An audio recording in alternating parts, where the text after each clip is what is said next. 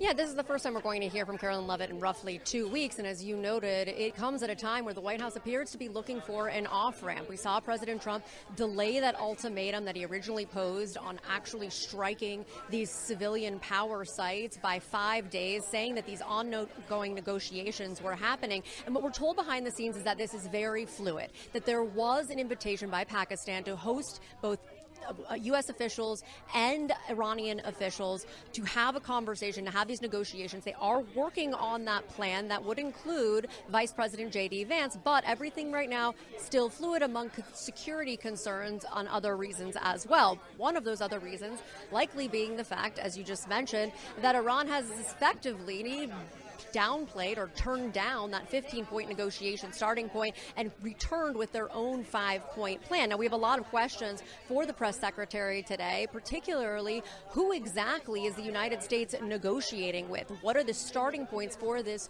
negotiation? Why is J.D. Vance getting involved now? He has not been an active participant in this. Now, we do assume that other officials like Steve Witkoff, Secretary of State Marco Rubio, Jared Kushner could all be part of any kind of in-person meeting, but we still don't have effectively what exactly they're going into this meeting to hammer out, particularly if Iran is saying they have 5 completely separate points that they want to talk about, but also who are they talking to, what has led them to trust this person, and can this person actually have any power in Iran given what we know is a very fractured environment there?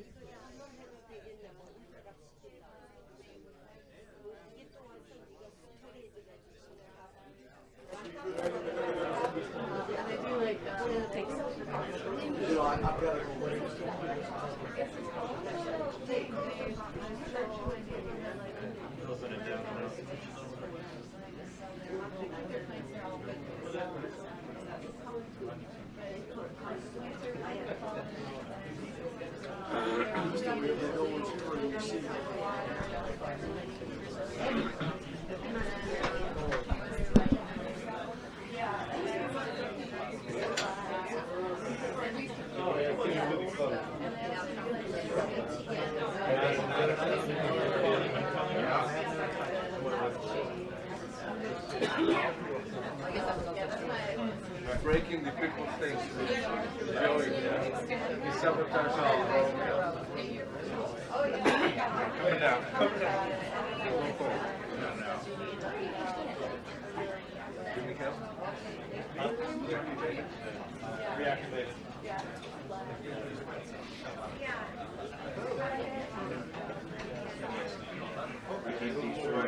I will move.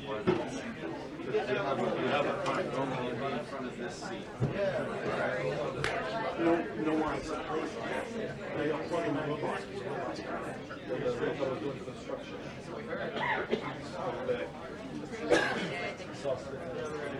You the robots leave it, don't you?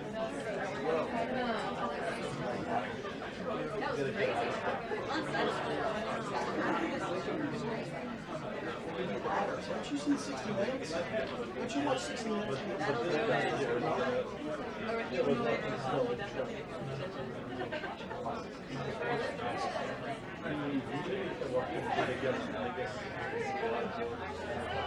That's great. So your whole reason for filming. That's my dad.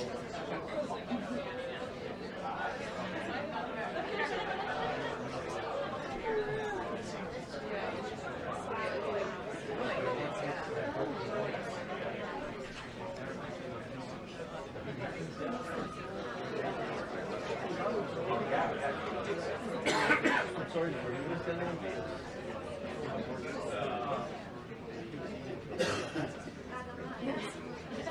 And then you know it's one more setting applications.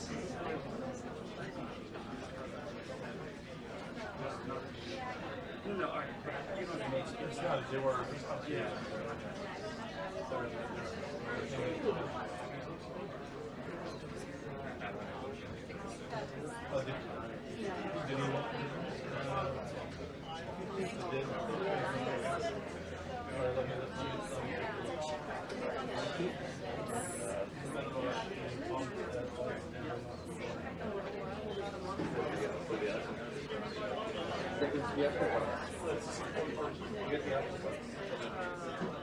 Looks like it's the looks like it's the. And I kept on go over the slide though.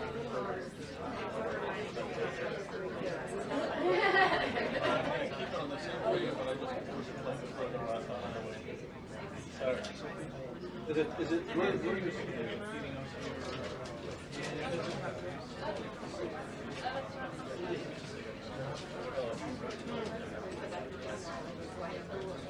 No, now they have enough for us.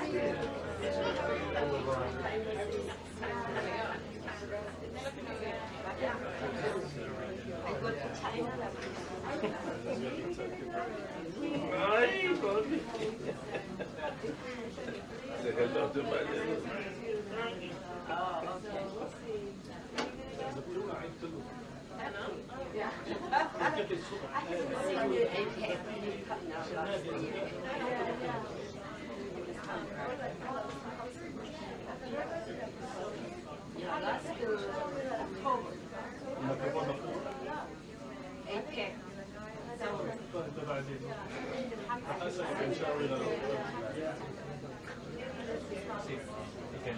It's here in China.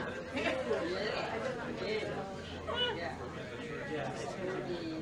Oh, it's the left in China.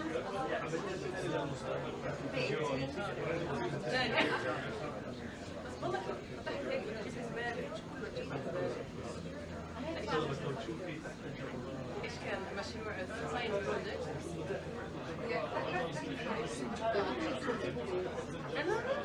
انا بفتحها انا الثلاجة لا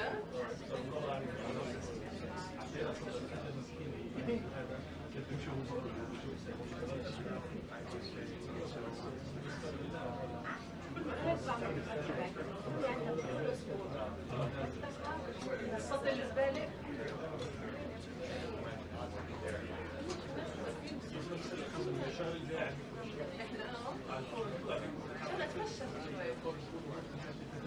ايوه عشان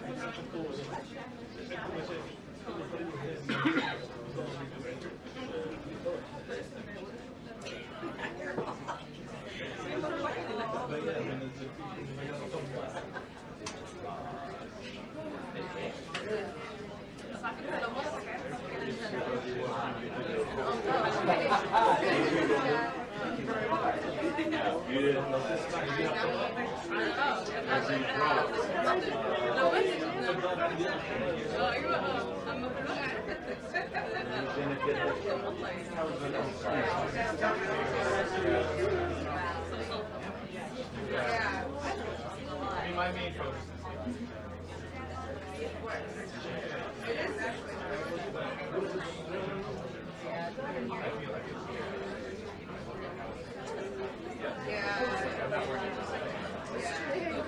I know.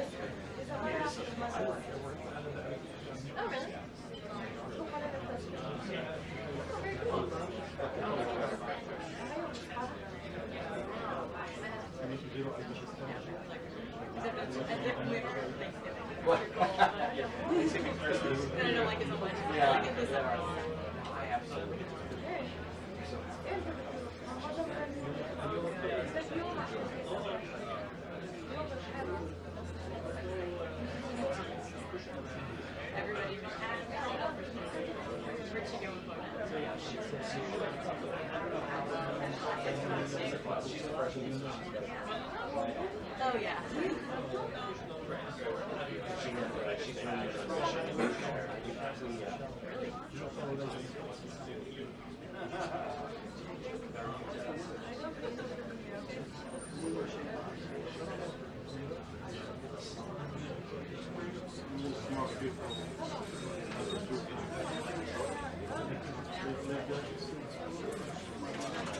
Oh, that's yeah.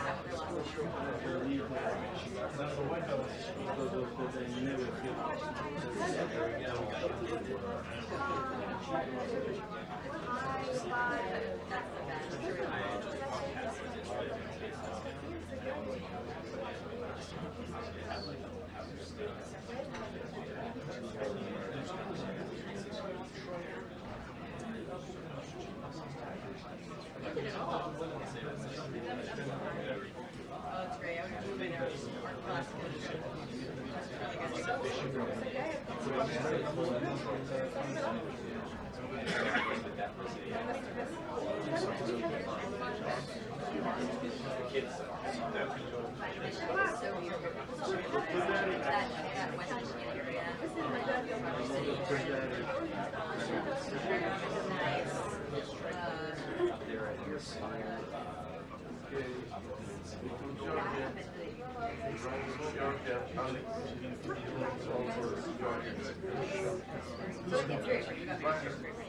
It's not just not quite as good as Traverse City, but you're Glen Haven, but it's pretty good up there. See, I think what they do is they put proper financial rates.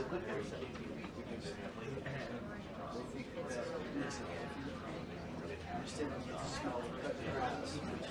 In the allergy season, it's probably the best spot.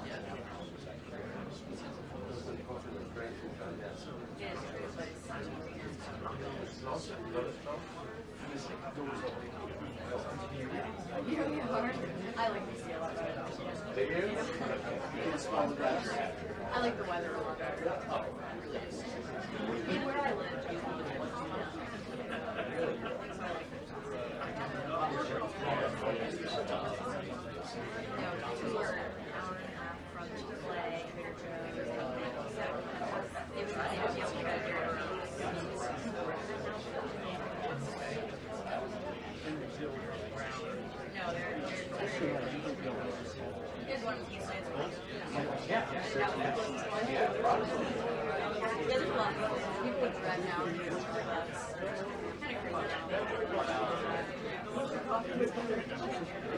It's got to get this fertilization every now and then.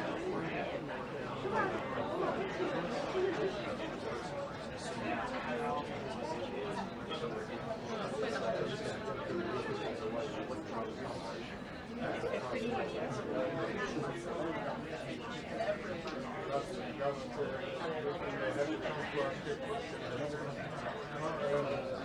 like the size of it. So it felt big, a lot bigger than you know. Yeah. Yeah, one that seemed great. I went visit. So it was the only place I applied north of Virginia. I think I was really great. It was great. I have weird friends in there.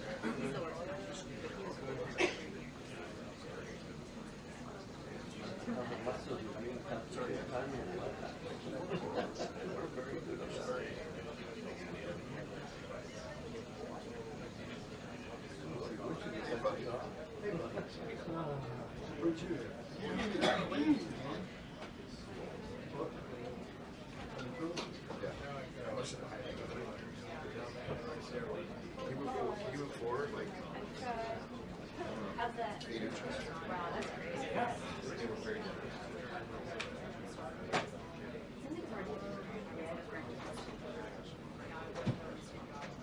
I'll just stand up.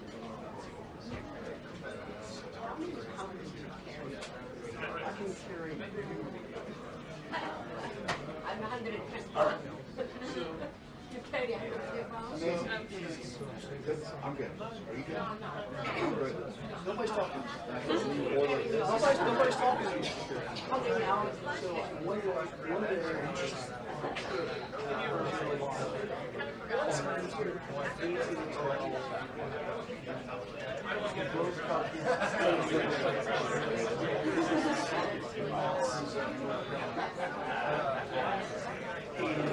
Hey, you're walking a lot back there. pull up at one time.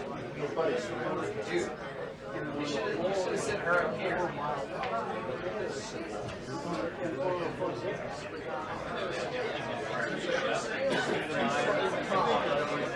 I weighed 170.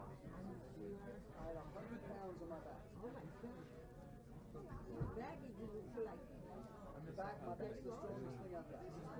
My legs are very strong, my arms are very strong, my back is very strong. Strong back and mind. That shoulder bad, this shoulder bad. This was broke. Everything else is fine.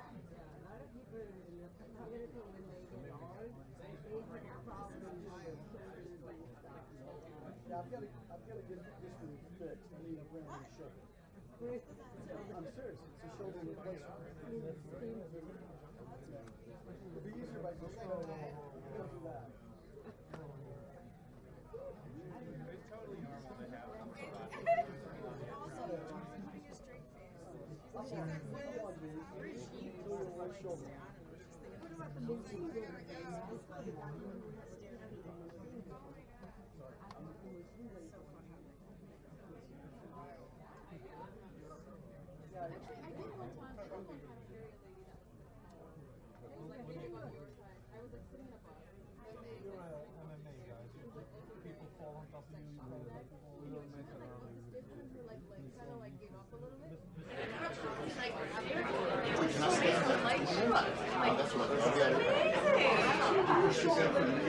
I am.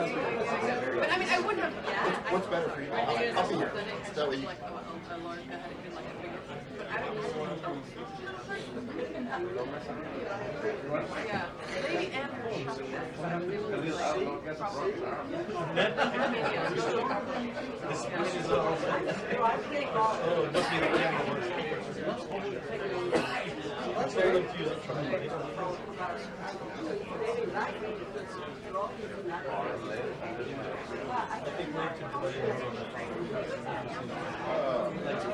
been doing this since high school.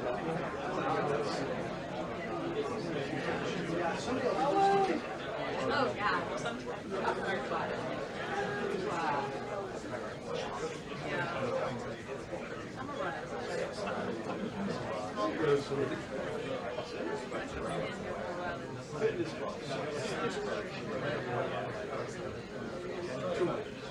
I complain. I go to Florida for Christmas.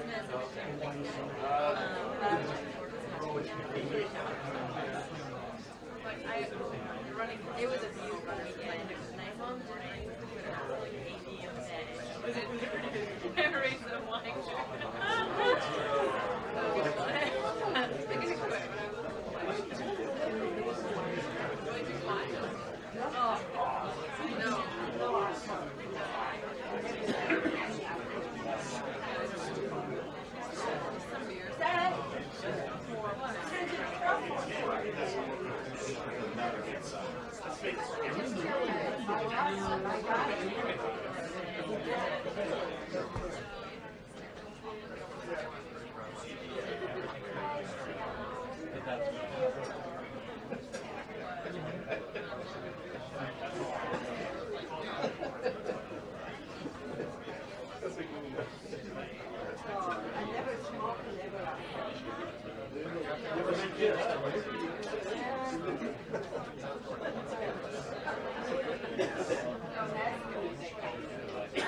I'm sorry. I'm a judge. I needed something. My body is actually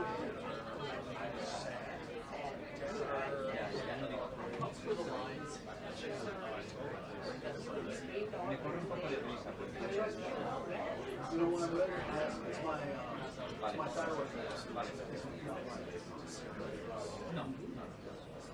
So now you're being personal.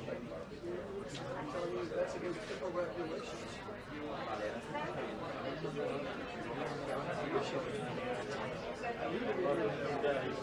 You smell alcohol, my brother? Exactly. somebody.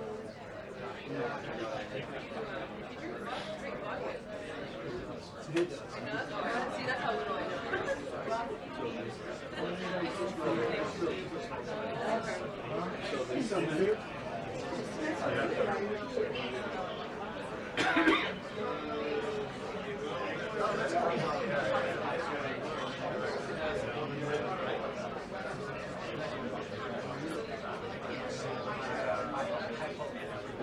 I know. I know. That's why I get out early.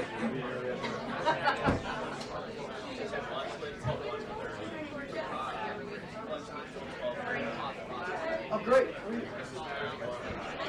Oh, you were talking to I'm so sorry. I bet you. What's your thing for me, so Amy, I don't think she likes me.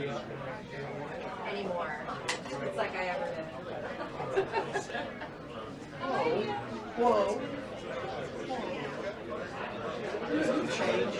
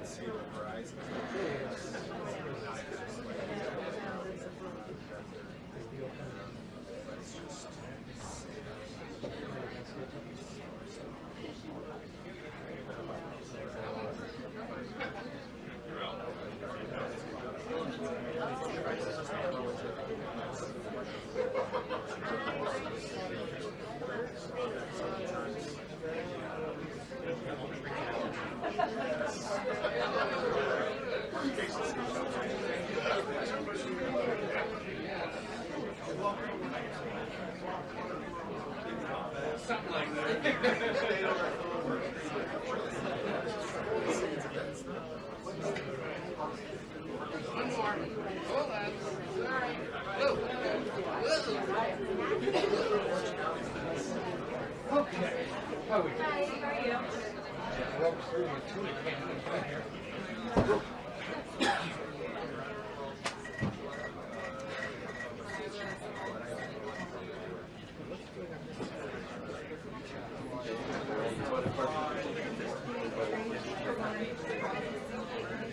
Good job, son.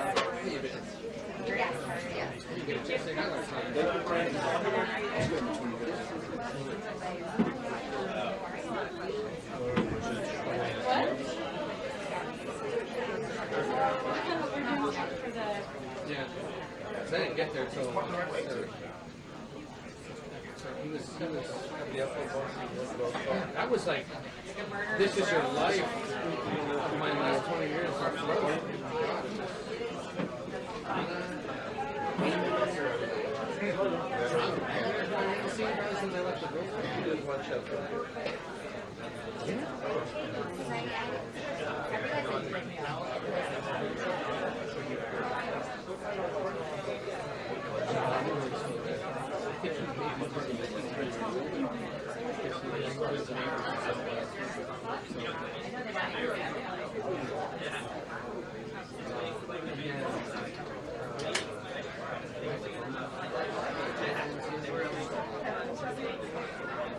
The only ones missing from when I was there.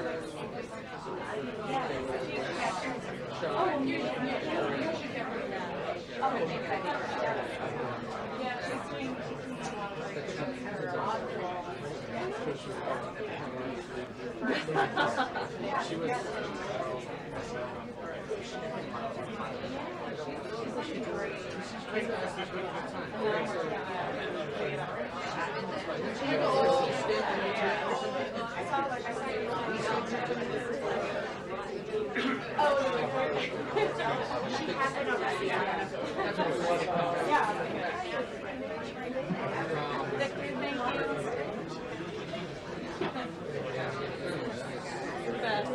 A couple more. But it's true. Thank you. For a while, for like 4 years,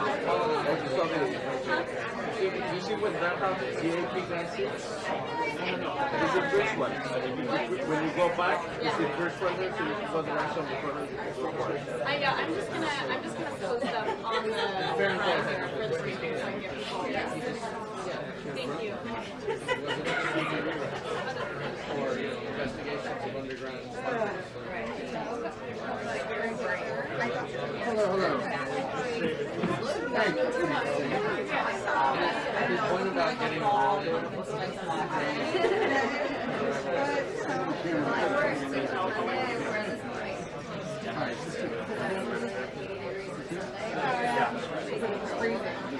but it was a learning thing. Yes, that's true. True for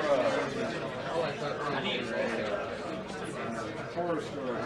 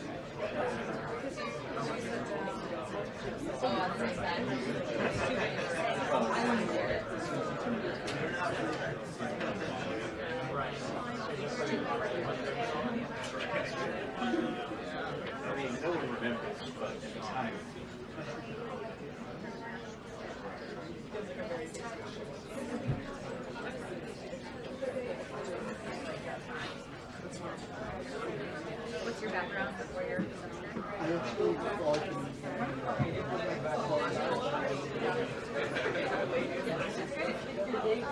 started your continuing. Well, fair enough, fair enough. Okay.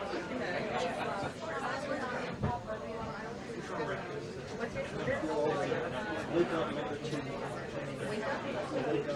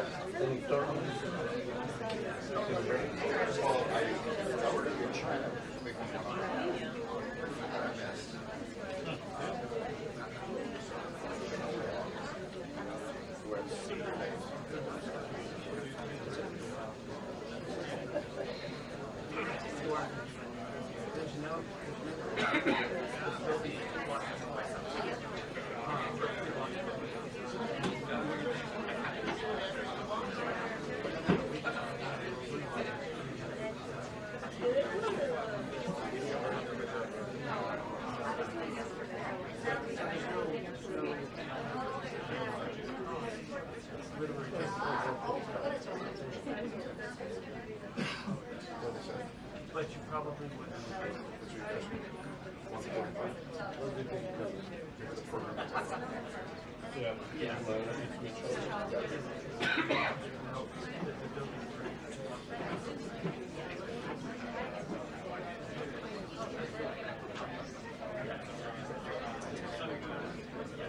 Yes, that's great.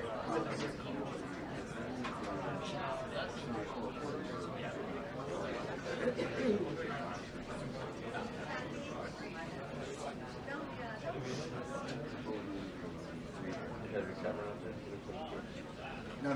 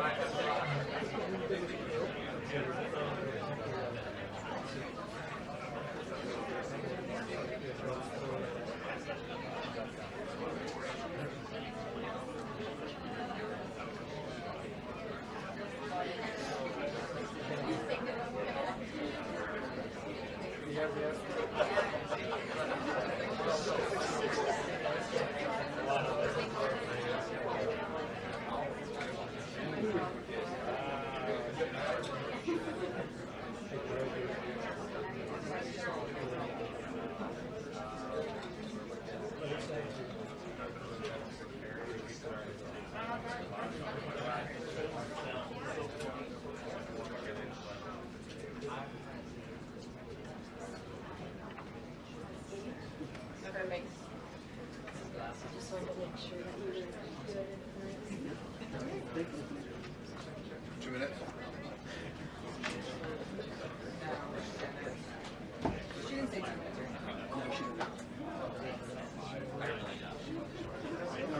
That was Reuters that said What? Very You got a good. problem with me, just look. How are you? Good, how are you? I'm not talking to you. Any images. You got a problem. Have a good view. It's pretty good. Pretty good one. I thought you were CNN.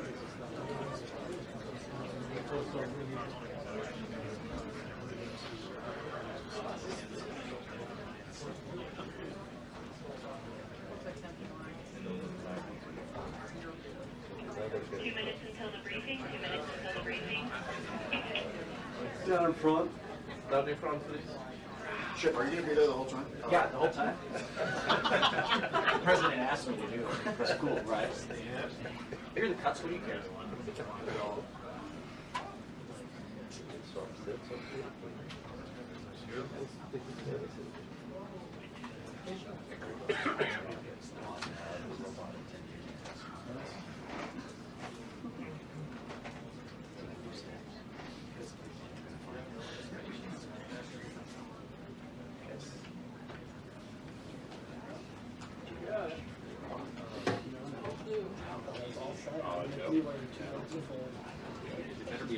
logic-based question.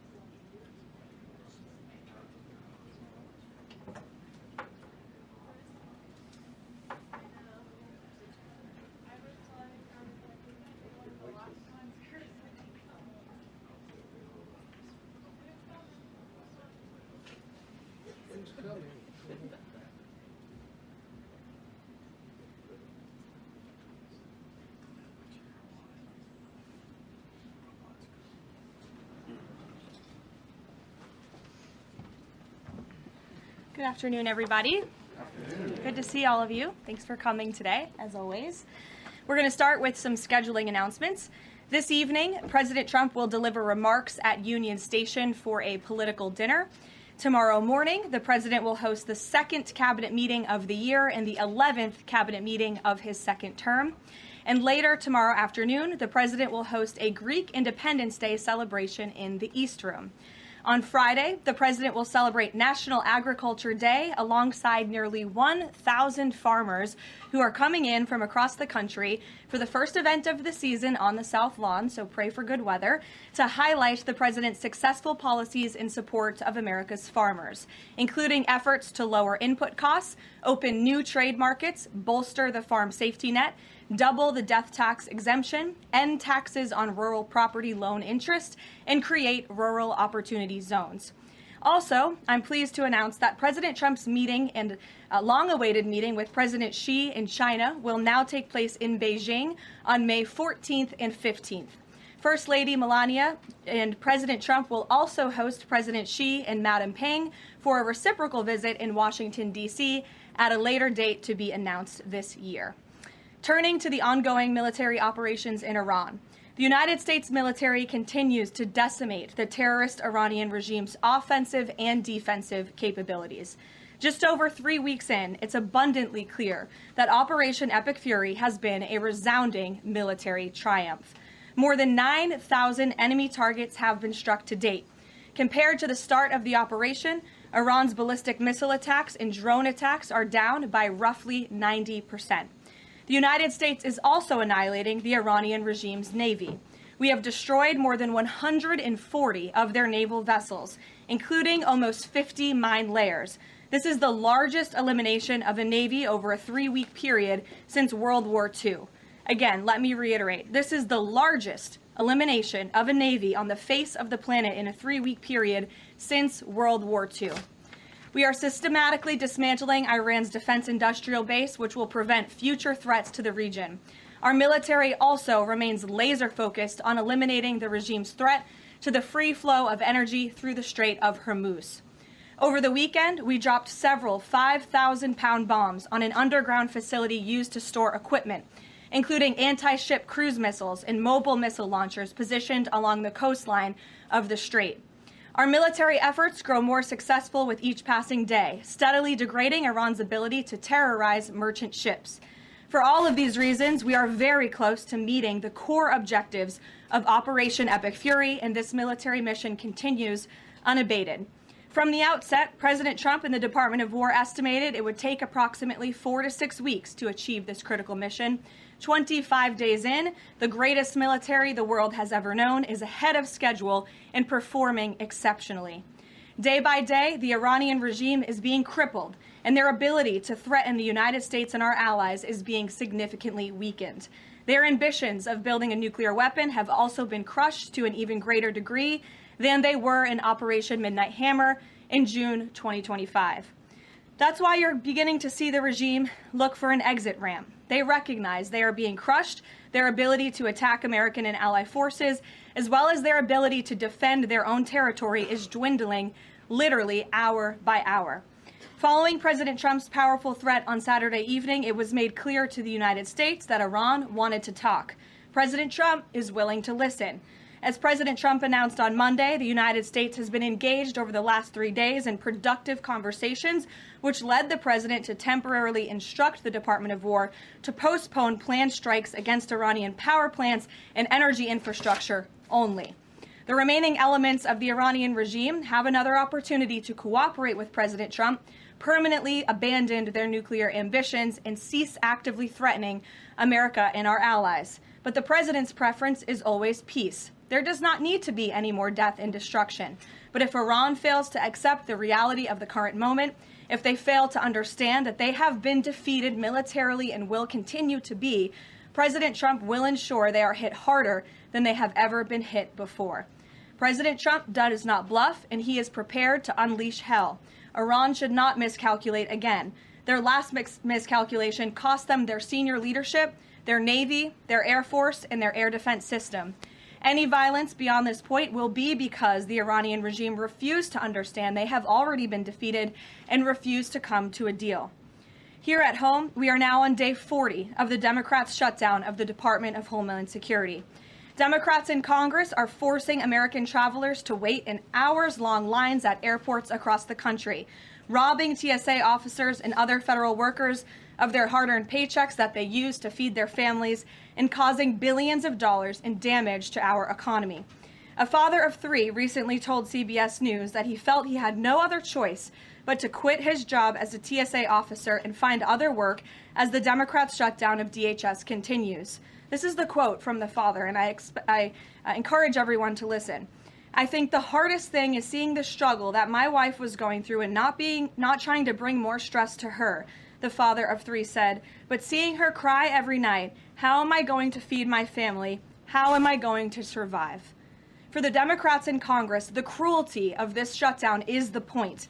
Nearly 500 TSA officers have quit since the Democrat shutdown began. President Trump, to alleviate this pressure, made the decision to send some of our amazing ICE agents to help alleviate that stress and address the long wait times. And for all of the critics of this solution a few days ago when it was proposed by the president, it is yielding results. Wait times have improved since ICE arrived, and they are doing everything in their power to help their fellow federal service members. But it's important to take a step back and remember, why is this even happening in the first place? For nearly 6 weeks, Democrats in Congress have kept DHS shut down because they care more about illegal aliens than American citizens. You have Democrat elected representatives in states across the country who are willing to inflict massive pain on their own constituents to fight for illegal aliens who broke our nation's laws to come here. In recent days, we saw the deadly consequence of this deranged policy of Democrat open borders and an illegal alien-first agenda. A beautiful 18-year-old girl, Sheridan Gorman, she was shot and killed in Chicago last Thursday morning while walking in a park with friends. The suspect in custody for murdering her is a Venezuelan illegal alien who was caught and released at the border by the Biden administration in May of 2023.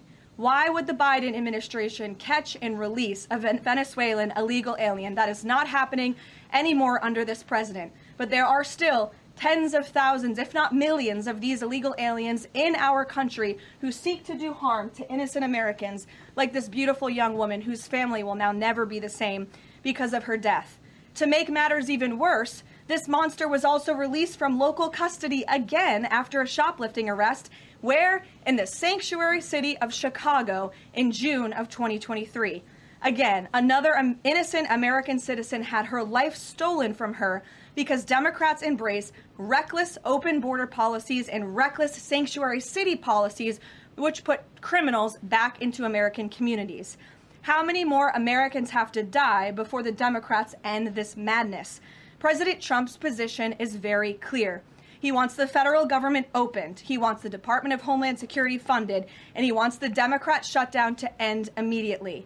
The president will also continue to call on Democrat leaders in sanctuary cities and states like J.B. Pritzker, where this young, beautiful girl was murdered, to cooperate with ICE and stop releasing illegal alien criminals into American neighborhoods. It is for the safety of every American citizen, including all of the people in this room. With that, I will take your questions, and here in our new media seat today, we have Gabe Fleischer. Thanks, Karoline. Thanks, Gabe, for being here. Thank you. I have two questions for you. First, if the war in Iran continues past this current round of peace talks, and with thousands of troops on their way to the Middle East, is there a point, either a number of ground troops or a number of days, at which the president will consider seeking authorization from Congress? Well, as you know right now, that formal authorization from Congress is not necessary because we're currently in major combat operations in Iran. The Department of War and the President, as I said, estimated about a 4 to 6 week timeline for the full completion of these military combat operations. We're again on day 25 today. And as a courtesy, nevertheless, the administration did notify Congress, the Gang of Eight, ahead of the launch of the operation 25 days ago. And we've also had our top national security officials go to Capitol Hill to brief lawmakers, again, out of courtesy and out of respect for them. So at this moment, it's unnecessary, but of course, the President and this administration will always abide by the law. Gabe, or do you have a follow-up? Yes, sure, go ahead. Second question.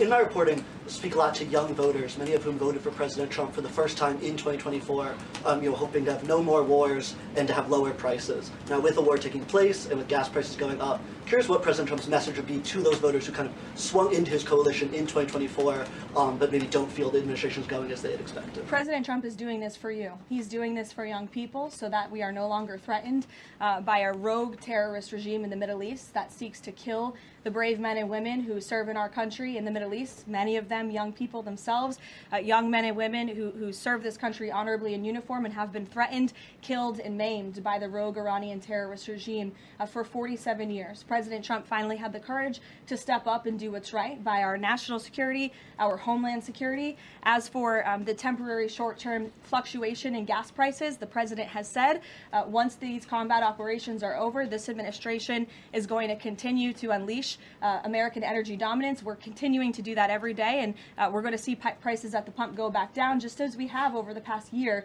because of this president. And don't think for 1 second if that the Democrats had their way, gas prices would be as they were under the previous administration, the Biden administration, record highs. This president is keeping them as low as he can during this short-term combat operation, and they're going to go right back down when this is over. Gabe. Thank you, Caroline. Just within the past few hours, Iranian state TV has said that Iran has rejected the U.S.'s 15-point plan to end the war. What's the White House's response to that, and have these talks hit a dead end? They have not. Talks continue. They are productive, as the president said on Monday, and they continue to be. However, I saw a 15-point plan that was floated in the media.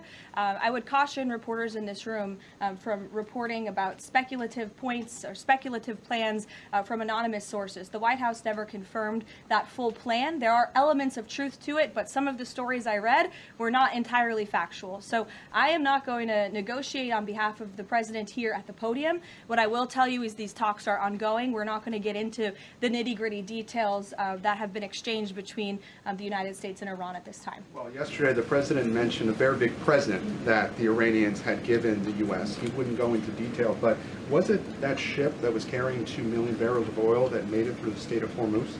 I'll let the president speak on that at the appropriate time. And then finally, Caroline, today Iraq's government reportedly is planning to lodge a protest with the U.S. According to the Wall Street Journal, there was an attack in Iraq that hit a military clinic, killing 7 soldiers reportedly. What's the U.S.'s response to that? Was the U.S. responsible for that attack? I'll have to check in with the Pentagon on that, and we'll get you an answer. Thank you, Caroline. Too, if I may. Speaker Johnson today described the conflict as wrapping up, but the 82nd Airborne Division, they're typically deployed at the beginning of conflicts. So does the White House consider this conflict as wrapping up, or is it changing shape? As I said at the beginning of my remarks, we are meeting our goals of Operation Epic Fury expeditiously. The president likes to maintain options at his disposal. It's the Pentagon's job to provide those options to the commander-in-chief. For any specifics on troop deployments, though, I would point you to the Pentagon. And today, Philadelphia District Attorney Larry Krasner reiterated threats to potentially arrest ICE agents that were sent in to assist with these historically long TSA lines. He said, quote, "The president cannot pardon you." Has the president seen Krasner's comments? Does he have any response? The president cannot pardon you for what? He's talking to the ICE agents who are handing out water bottles and are helping people move through lines at airports. It's a disgraceful comment. The men and women of ICE are great people. I would encourage this lawmaker, whose name I don't know and don't care to know, to actually sit down and speak with the ICE agents who are on the ground doing this important work, not just in our nation's airports, but again, to remove violent, dangerous, illegal alien criminals from our country, to protect this individual and all of us in this room and Americans across the country from murderers, pedophiles, and rapists who have been allowed into our country by Democrat politicians. Mario, good to see you. Thank you, Caroline. Good to see you as well. Just given that the president postponed his original trip to China because of the war, should we infer that the war will be wound down and concluded by the time of that May 15th, 14th visit? Again, as I've said, we've always estimated approximately 4 to 6 weeks, so you could do the math on that, Mario, but we do look forward, I know the president looks forward to going to China on May 14th and 15th, and of course, as always, we'll provide additional logistical details to all of you in the media for that trip, who I know look forward to coming with us as well. One follow-up. Was that a precondition? Did the two leaders speak about the conclusion of the war? Was that a precondition for them to have this rescheduled meeting? No, there was a discussion about the rescheduling of the meeting between the president and President Xi. President Xi understood that it's very important for the president to be here throughout these combat operations right now. He understood, obviously, the request to postpone and accepted it, which is why we have new dates on the books, and I'm happy to announce those to you today. Jennifer. On the negotiations with Iran, are there still face-to-face talks planned perhaps in Pakistan? And who do you think would probably be going? Again, I've seen a lot of speculation and reporting about potential talks that could happen later this week. Nothing should be deemed official until it is announced formally by the White House. I would not get ahead of our skis on reporting about any talks this weekend until you hear directly from us. Does the president think that all of the allies will go along with whatever the U.S. concludes with these Iranians? Are you expecting that Israel and all the other allies will follow whatever agreement is made? I think the president has shown that he is absolutely the leader of the free world, the head of the most powerful military in the world, and in various examples, so the 12-day war between Iran and Israel, the ceasefire between Israel and Gaza, the president has shown a very unique skill at getting our allies to get on board with what's in the best interest of the United States, but also the world in cases of foreign policy like this. Ed. Yeah, thanks, Caroline. So, is there a time frame as to when the first oil tanker can go through the Strait of Hormuz freely? It's a very good question, Ed. I don't have a specific timeline for you today, but it's obviously something the administration is working towards as quickly as we can. And with respect to oil, as you know, the administration has taken a number of actions to stabilize the markets. We directed the U.S. DFC to offer reasonably priced political risk insurance for takers through the strait. We issued that temporary waiver to allow countries to purchase sanctioned Russian oil to alleviate global pressures. We're working with the IEA to coordinate the release of of another 400 million barrels. We issued that 60-day Jones Day Act waiver. And then just today, EPA Administrator Lee Zeldin, if you missed it, in consultation with the Department of Energy, announced a temporary emergency fuel waiver to allow nationwide sales of E15, gasoline blended with 15% ethanol, to remove all federal impediments to selling E10 gasoline across the country. The emergency fuel waiver will temporarily waive the summer low volatility requirements and blending limitations for gasoline to provide additional flexibility to the fuel marketplace. So as far as tankers through the strait, something we're tracking very closely, but obviously the administration is coming up with creative new solutions by the day to keep the price of oil stable, something the president wants to see. And I know Secretary Bessent, Secretary Wright, Secretary Burgum, EPA Administrator Zeldin are all working together closely to find ways to do that. The president gave that 5-day timeline for pause in operations. Would a tanker going through the Strait of Hormuz be one of the conditions that he would extend that? That's only something the President of the United States can answer. I won't get ahead of him. How about on TSA? Can I ask you about the TSA lines? Sure. Are the TSA lines, we've all seen the video of that from various airports, is that going to be what ends the stalemate in Congress to get DHS funded? Well, look, it's the Democrats who have led to this stalemate over the past 6 weeks. The president and the Republicans' position has been very clear. Fund the Department of Homeland Security. And we have attempted in good faith numerous times, both the president himself and lawmakers on the Republican side on Capitol Hill, to go to the Democrats with reasonable offers, with real solutions. They'll ask for something, we'll give them that concession, and then they say, oh wait, that's not enough, actually. So I think that's why I said earlier, the cruelty is the point. They want this chaos. They want to distract, I think, from the success of our military overseas right now, totally obliterating the Iranian regime. And it's very unfortunate because there's only, the only people that are suffering from this are the American people. And I hear that Democrats might be flying out of town tomorrow. How convenient and lovely of them that they get to go to the airport and that they'll get to go home to their families when you have families, TSA workers who are suffering. You have people across the country who are missing flights for funerals and for work commitments because of Democrat politicians on Capitol Hill. Mary, in the back. Thanks, Caroline. Glad to see you have a seat now. I do. Thank you. Is the White House satisfied with Republican leadership's efforts on the Save America Act? I think the president has made it very clear. He wants everyone on Capitol Hill to move as quickly as possible to get the Save America Act passed, and he wants to see that legislation on his desk as soon as Republicans and Democrats can move to pass it. But are there any lawmakers in Congress that the president is frustrated with on this matter and feels could be doing a better job? I think the president wants to see everybody on Capitol Hill move faster all the time. He wants everyone in this town to work at Trump speed like we do here at the White House. We'll go to Karen. Two questions on Lebanon, if I can. Is the U.S. providing support at this point for Israel's ongoing offensive in Lebanon? And is the president concerned that right now there are more than 1 million people who've been displaced and potentially could be for a significant amount of time? That's not something I'm in a position to comment on for the first question. To the second question, of course, that's something that would concern the president. I think that's why he's again quickly moving to eliminate the threat of the Iranian regime in the Middle East, including weakening their proxies like Hezbollah, who have terrorized Lebanon for far too long. And I know that the president wants to see this, again, move as quickly as possible as we can over the course of the next couple of weeks here. Kristen. A question about the Strait of Hormuz. If these negotiations are not successful, is the only option to reopen the strait in boots on the ground, given that all of our allies have essentially said that they are unable or unwilling to help? Look, that's a hypothetical question. It's a hypothetical question. It's also a decision that would have to be made by the commander-in-chief, and I'm not going to get ahead of him. In addition to that, when it comes to the Vice President, J.D. Vance, what has changed that has made him more of an active participant in these negotiations with Iran? I don't think anything has changed. The Vice President has always been a key member, the President's right-hand man, and a key member of the President's national security team.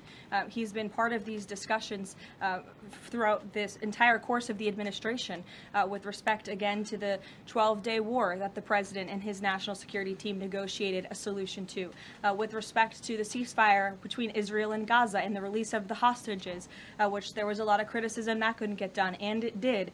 The Vice President has been by the President's side every step of the way, and any reporting otherwise is just completely false. I see him in the room. Again, the President seeks his counsel on all matters, both foreign and domestic. Can you just tell us who exactly exactly the U.S. is negotiating with in Iran and why the U.S. and this administration trusts that person? Again, as I said to Gabe's question earlier, we're not going to get into the details of these negotiations and conversations that continue to take place. As of course you can imagine, they are very sensitive diplomatic discussions. And I would reiterate, I do recall giving all of you the same answer when we were negotiating the ceasefire between Israel and Gaza. Gave you the same answer throughout the 12-day war between Iran and Israel. Gave you the same answer with respect to many of the other global conflicts that this administration has negotiated solutions to. President Trump is going to give his diplomats the freedom that they need to have these sensitive diplomatic discussions without negotiating and litigating them through the news media. Fran. Caroline, just to follow up though, because you said that some of the information that's been out there about the 15-point plan is inaccurate, can you say what is accurate with respect to ballistic missiles, the nuclear ambitions, and the Strait of Hormuz, which are things that the president has laid out that he wants to see a couple times in the past? Look, if you've heard it from the President of the United States, obviously it's true, as well as the objectives of Operation Epic Fury. We've said repeatedly, I've said them from this podium, the Pentagon has reiterated them.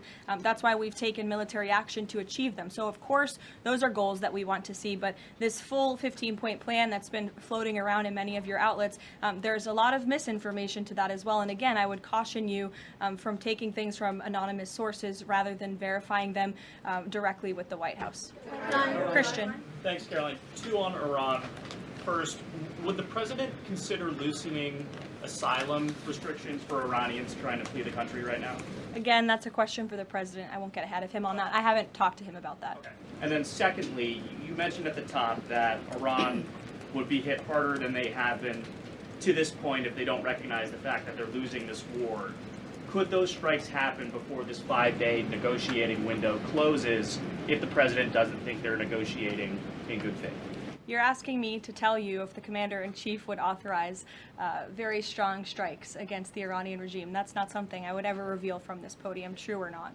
Phil. Here, in the back. Thank you, Caroline. I was wondering if you would respond to some of this criticism of the administration from past allies like Joe Kent, who have said that the president's red line shifted from Iran cannot obtain a nuclear weapon to Iran cannot pursue nuclear enrichment. What is the administration's response to that criticism? I think the president and I have both strongly responded to the criticism by Mr. Kent, who unfortunately resigned in disgrace and accused the president of basically being controlled by foreign countries and foreign manipulation, which is a ridiculous and laughable assertion. So his accusations have zero credibility as far as this White House is concerned. The question of the red line shifting from no nuclear weapon to no nuclear enrichment, is there any substance to that argument? I think the president has been quite clear in what he wants to see from the Iranian regime, which is why he chose to launch Operation Epic Fury in the first place. Reagan.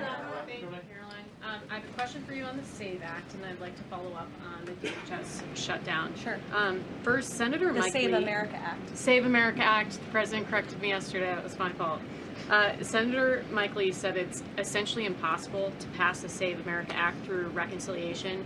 What's your reaction to that? Is the president worried that that strategy might fail? I think he's willing to try all strategies. I spoke with him about this yesterday, and he said if we can make it work through reconciliation, let's absolutely do that. These, again, are common sense policies that are backed by the vast majority of voters across this country. The only people in this country who don't support them are politicians on Capitol Hill, and you all should ask them why they don't want voter ID, why they don't want proof of citizenship to vote in our nation's elections. Again, these are common sense proposals that are wildly popular, and the president is willing to use any means necessary to get this legislation passed and onto his desk. And then on the DHS shutdown, do you expect deportations to decrease while ICE is in the airports? And what are the trade-offs of having ICE in the airports right now? Well, to address this obviously short-term problem and the chaos that has been sowed by these Democrats on Capitol Hill, to address the lines and to get Americans traveling and get them to where they need to be. So the president, I think this was a creative solution, again, that was criticized, but we have seen wait times decrease, not as much as we'd like. Hopefully they will continue to, but at major airports over the course of the last few days as ICE has been facilitating with travelers in these airports. Sure. Thank you, Caroline. On March 6th, the president said in an interview with Reuters that the U.S. should have a role in choosing Iran's next leadership. Now that we're almost 4 weeks into the operation, is that still the president's assessment of where things should go? As I've said repeatedly, I think the president obviously believes the United States wants to have someone in leadership position in the Iranian regime that will be much more favorable, that will be willing to work with the United States, that will no longer chant death to America. These would obviously be good common sense things for the United States and for our allies. I think that's what the president meant when he spoke with Reuters that day. Go ahead. The president yesterday said that he had achieved regime change in Iran because the regime has changed. In terms of... I mean, has it not? Well, the leadership... Their entire leadership has been killed, and nobody has really seen or legitimately heard from this alleged new leader. So wouldn't you say there's been a change in the regime? There's been a change in leadership. I mean, do you feel as though... There's been a change in the regime leadership, which is what the president said. So thank you for confirming he was right. I mean, do you feel as though you've achieved leadership level or the personnel in place right now in Iran that you're satisfied with? I mean, have you... I think it's too soon to say. In terms of highly enriched uranium in Iran right now, is your expectation, I mean, the stated desire of the president has been to prevent nuclear weapons. Is your expectation that the end game here is that eventually Americans will be in possession of that uranium, or you'll somehow have some direct control over the highly enriched uranium that could be used to develop it? Again, this is a point of conversation that continues. I think you know the means in which the United States would have to take in order to achieve that goal, and that's a decision for the president to make. Brian, good to see you, Brian Glenn. Good to see you as well. Does the White House have a comment on a letter that was sent from Congressman Raskin to the DOJ alleging that the DOJ recklessly released damning information in regards to President Trump's documents? Yes, I saw that letter from Congressman Raskin this morning, who I would add has zero credibility, and this letter was clearly a cheap political stunt. What the congressman did here, Brian, and for everyone in the room who's hopefully not reporting on this as fact, is that he took untrue and salacious claims in a memo that was produced by Jack Smith, who has been completely discredited for his lawfare and his witch hunts against this president, and that information was unverified. It never even made it into the indictment because it was so unverified. And what happened to that indictment anyway? It was thrown out. And Jack Smith has been proven, again, to be a prosecutor on a witch hunt against President Trump. He tried to throw him in jail ahead of the 2024 election. The Biden Department of Justice was fully on board with this lawfare campaign. And in fact, this story that was concocted by Congressman Raskin was so ridiculous, I understand his communications team reached out to some outlets in this room who responsibly said, we're not going to write this because this is just too much. However, of course, MS Now did write that story this morning because they continue to be left-wing propaganda for the Democrat Party. But I think Jack Smith has been proven to be a liar and a fraud, and this is, again, a cheap political stunt from a Democrat on Capitol Hill who I think wants to get himself on cable television. Thank you all very much.